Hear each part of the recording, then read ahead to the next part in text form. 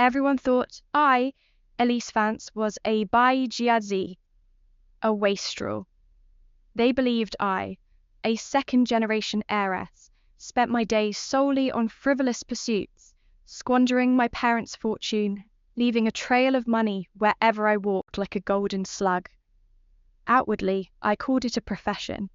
It truly takes skill to master such lavish spending and maintain a constant state of enjoyment.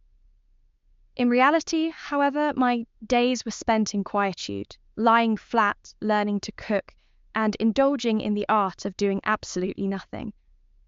Just as I hung up after a call with my efficient workaholic executive assistant, Clara Chun, who cheerfully informed me my private company, Ether Holdings, had netted another $1 billion, my mother's call came through.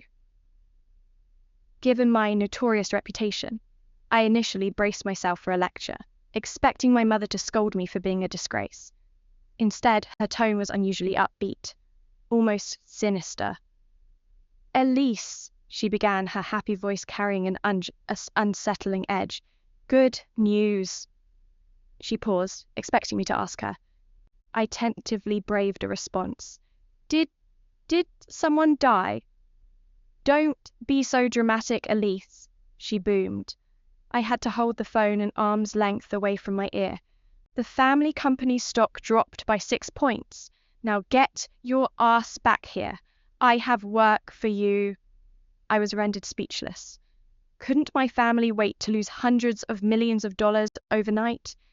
I had envisioned a life of leisurely retirement for the next few decades. Looking around in utter despair, my gaze landed on my cat, Lord Apocalypse, who radiated pure disdain, fixing me with a look that clearly said, "You are screwed." Before I could even muster a protest to Mom, she hung up and I heard a knock. The family butler, Mr. Jenkins, was at my door. "Young lady," he greeted me respectfully, though his suppressed smile betrayed his amusement. "The car is ready. Madame has arranged for your immediate return." I stared at him defiantly. "Can I decline the invitation?" Mr. Jenkins shook his head, his attempt at composure failing. "I am afraid not, young lady. Madame Vance has instructed me, and I quote, to break that little brat's legs if she dares say no." I instinctively glanced down at my legs. Fair skin, long, elegant.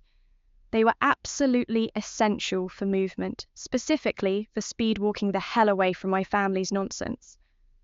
This time, resistance was futile. I had no choice but to return to the family villa, casting a look of utter despair at Mr. Jenkins, who promptly pretended he hadn't seen anything. My mother awaited me in the living room, looking like a slightly overweight and well-maintained queen on her Italian leather throne. Mr. Jenkins ushered me in, then vanished as if by magic once my mother's stern gaze fell upon us. "So much for backup," I scoffed internally. "That man has watched me since I grew up, and has the nerve to bail out now." "Elise!" she shrieked. "As you know, the family business lost approximately $4 billion last night. We are left with no choice but to arrange a marriage for you.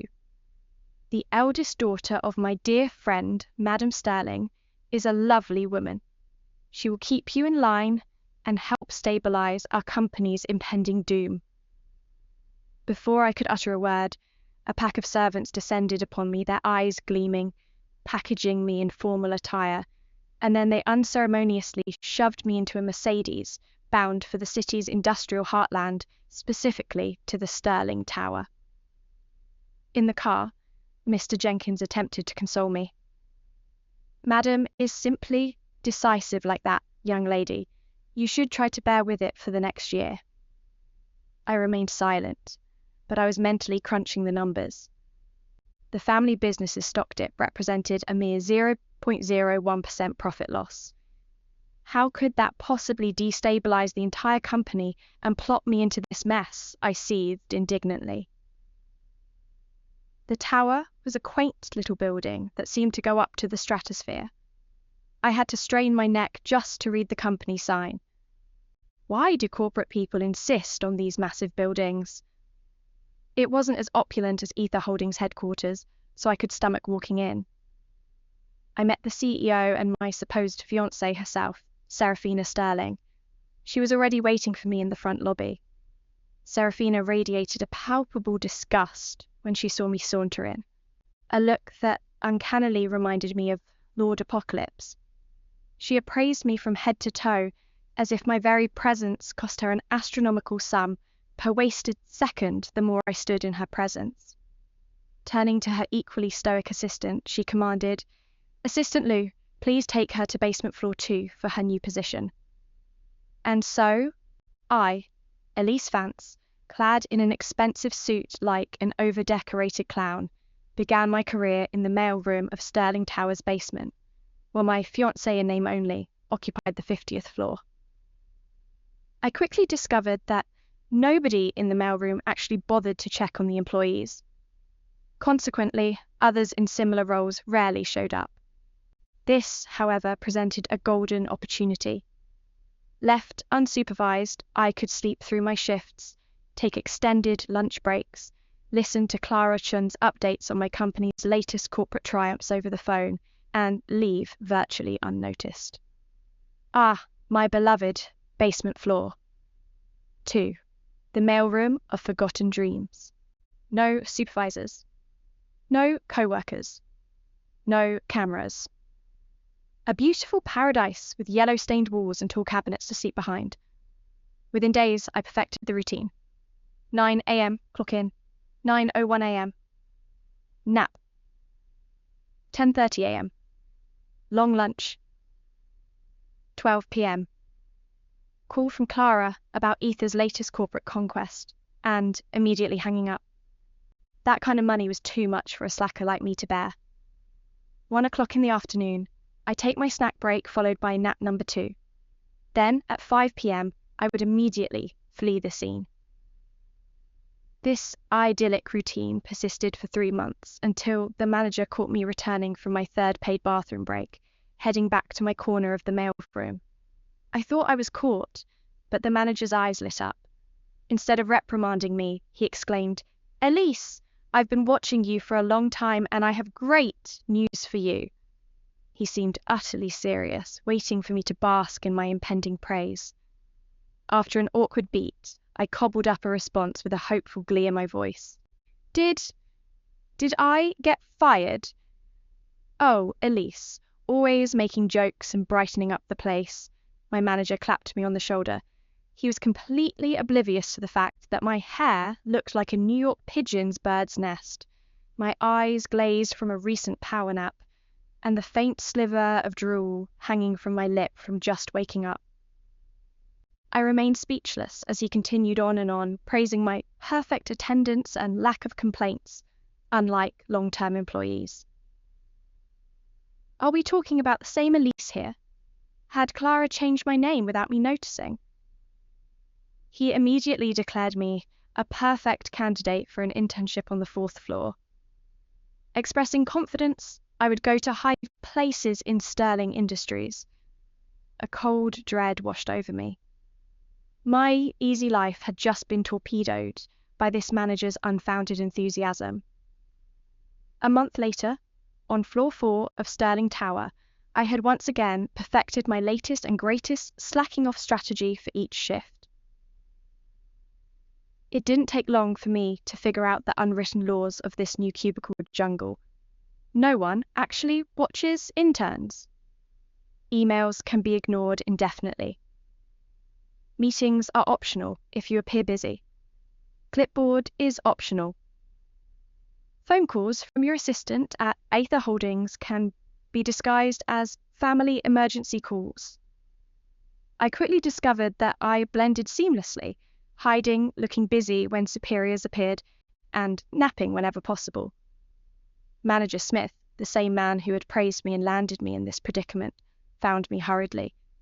He still failed to notice I was engrossed in a game on my phone in an empty cubicle. He urgently informed me that CEO Serafina Sterling had been in a car crash. I remained nonchalant until he added that a new position had been arranged for me by a certain investor, Vance. Madam Vance, it's kind of funny how you two are in completely separate worlds, yet have the same name. He mused on the coincidence. I was frozen, and my character in the game was immediately killed.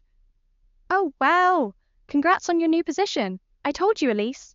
Stick with me, and I promise you'll go far. Just don't forget me down here once you hit it big. What new position? What role? Before I could inform Manager Smith that Madam Vance was, in fact, my mother, my phone rang. Elise! My mother boomed, her voice overwhelming my phone speaker, even though it wasn't on speaker mode. Good news! Your fiancé is in a comatose state and probably brain dead for life. Do you know what this means, you brat? I was beginning to dread any good news at all from her. I don't, Mum, I replied weakly, having completely forgotten that she was indeed my fiancé over the past few months. I flipped over the fat document while my mother rambled on. The pay was paltry, but I was a billionaire, so my perspective was probably way off from the market rates. Special assistant to the CEO, who was now in a vegetative state. My duties? A daily check-in at the hospital. I wouldn't even need to show up at the tower anymore. I mulled it over one more time. Daily hospital visits? Sure. But check in with a brain-dead fiancé? That sounds weirdly personal. As long as I get through the year and the deal is off, well, it's fine by me. My mum squealed in delight, as if she was delivering me treasure herself. But what came out of her mouth was a bomb. Elise, it means she can't unsign on the marriage alliance. You're practically a living widow. And we get to score major points with the Sterlings. Don't you dare mess this up. She hung up before I could process her words. I don't remember how I got home that day. I just held the document in my hands for a long while, before Lord Apocalypse scratched my leg for his daily imported wet cat food infusion.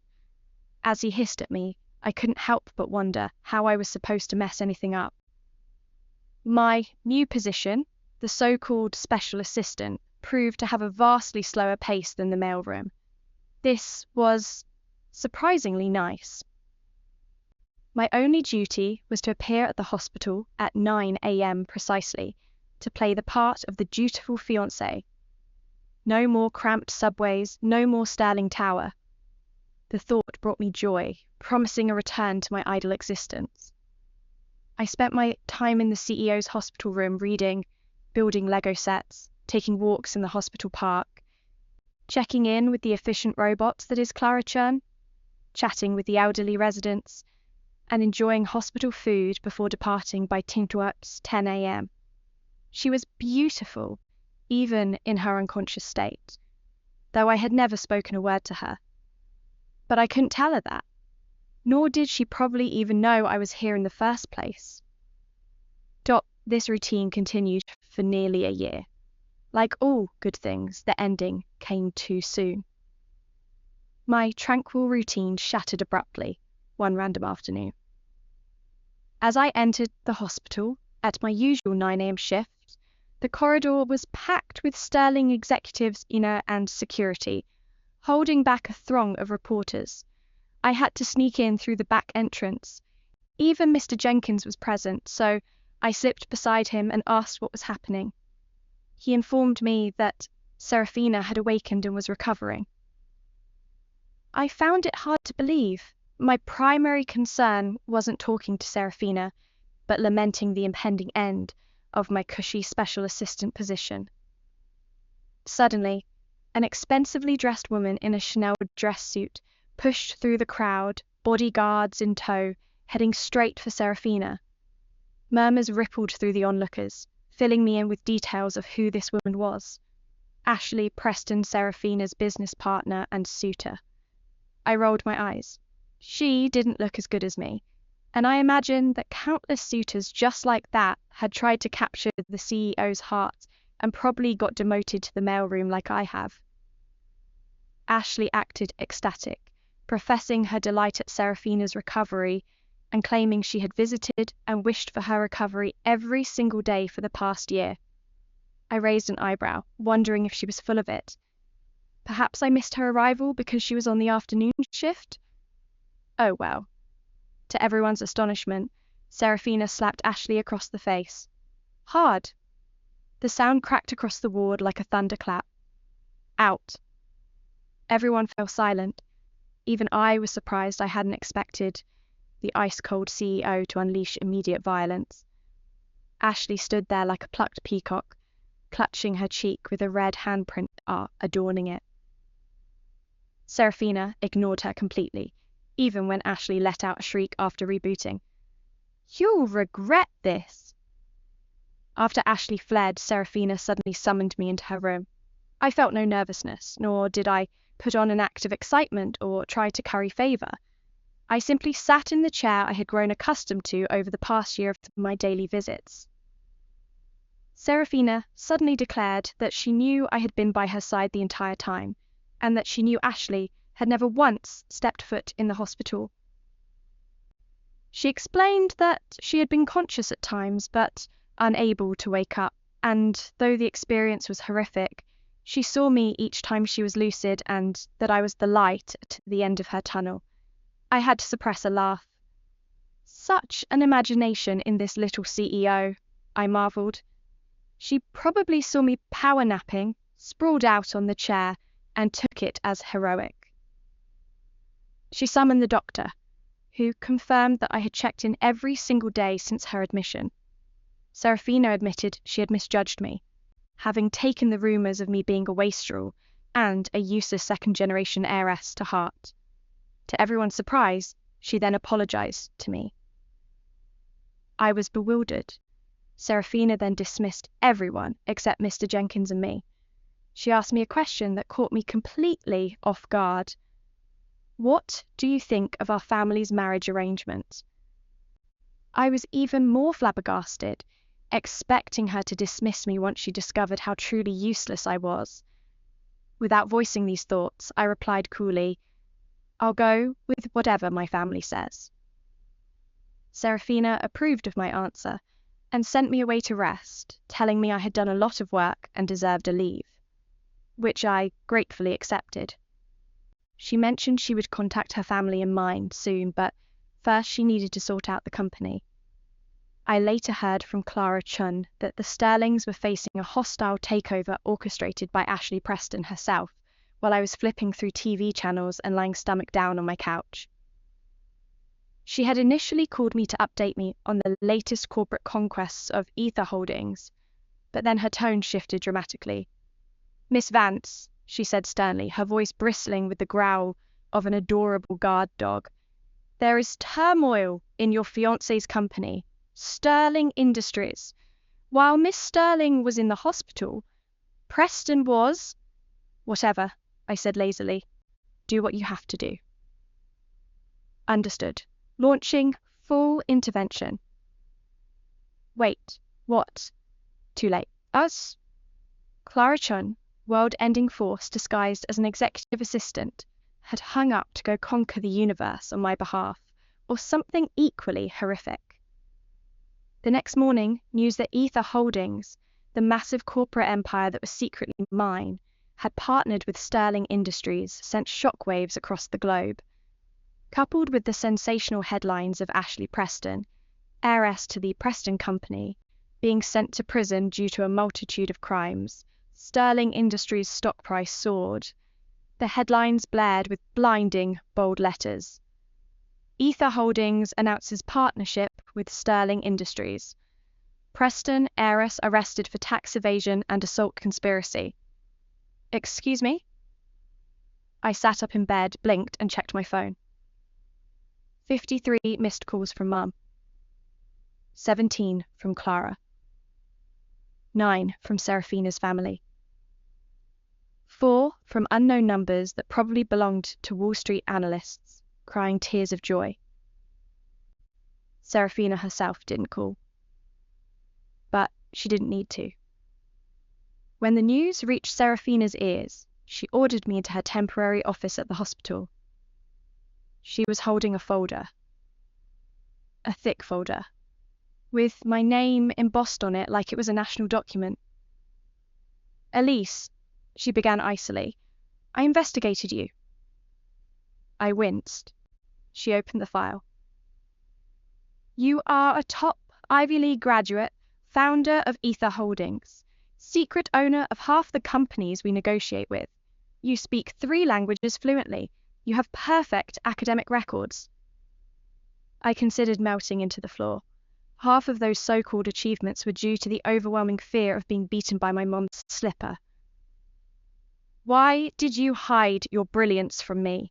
She demanded. Maybe it's because you wouldn't have believed me anyway. You sent me to the mailroom, remember? Serafina looked at me, but then her face turned beet red. She looked embarrassed and idiotic for her past actions against me. I will be making it up for you. Just you wait. I went home, of course, not thinking much of it. But I was horribly wrong. Serafina Sterling, making something up to you, is apparently a very intense experience. The next day, her assistant gave me keys to a brand new office, top floor, next to hers, with floor-to-ceiling windows and a glossy desk that looked more expensive than my entire apartment. You don't need to actually work, the assistant explained. CEO's orders. Fantastic. I'll be on my way out the tower's front door then. Then, Serafina began sending gifts. Daily, sometimes twice daily. Designer clothes, handmade stationery, exotic teas, a custom cat tower for Lord Apocalypse that I could probably do a backflip off of. She started showing up at my apartment too. Not barging in, but knocking. Politely. Like a normal person, usually holding lunch or dinner. You need proper meals, she would say, but it ended up being me cooking for her. That simply increased her desire to come over more. My hobby had won her stomach over by complete accident. Then she began taking off work on time. The employees were unsettled. I overheard some rumors. Is the CEO dying? Is she switching careers? Has she been replaced by a clone? But no. She was just coming home early to see me kiss, and she was gentler, calmer, sometimes, dare I say, soft. One evening she said, completely deadpan, "We are getting married." I choked on my drink. "You're very casual about this." She tilted her head. "We agreed, didn't we?" "When did we agree?" "When you said you'd go along with whatever your family decided." "That's not..." She held my gaze. "Do you want to marry me?" My brain did a system error, and the only thing that came out was, "I guess." "Good," she said, and left it at that. The entire Sterling Tower celebrated when she announced the engagement publicly. Balloons, champagne, confetti, people crying tears of joy. Apparently, I helped cure their CEO of her antisocial tendencies. Great. Fantastic. I had become a corporate emotional support spouse. News of Serafina accepting the family marriage alliance sent my mother into fits of ecstasy, showering praise upon the brilliant Serafina Sterling. This good-for-nothing daughter of hers has finally done something with her life and married a CEO. I felt overwhelmed, finding that the more my mother smiled, the more creepier she looked. Then Serafina's mother pulled me aside. Mrs. Sterling was a stern, authoritative matriarch. She proceeded to pull files and trophies from her bag, listing every achievement Serafina had accomplished. She spoke of Serafina's equestrian race victories, multiple university debate and math competition wins, and how she transformed her company from rock bottom to Fortune 500 status. I began to suspect she was implying I wasn't good enough, or for her to pull out a check with a measly sum of money to shoo me away. Suddenly, Madame Sterling tugged my sleeve and pleaded on Serafina's behalf. She's a good child, deep down. She might appear cold, but she can take care of you. I realized Madame Sterling was essentially giving me a sales pitch for her daughter. "Mum," I told her, referring to Madame Sterling as Mom for the first time, We're already getting married." "What?" Madam Sterling was speechless for a moment. Then she pulled her phone out and furiously dialed it as she shrieked, "Really? That antisocial little brat managed to win you over? I assure you, I will call that brat and make her swear she will not move a single strand of your hair, or I will break her legs." I was speechless, realizing why my mother and her got along so well.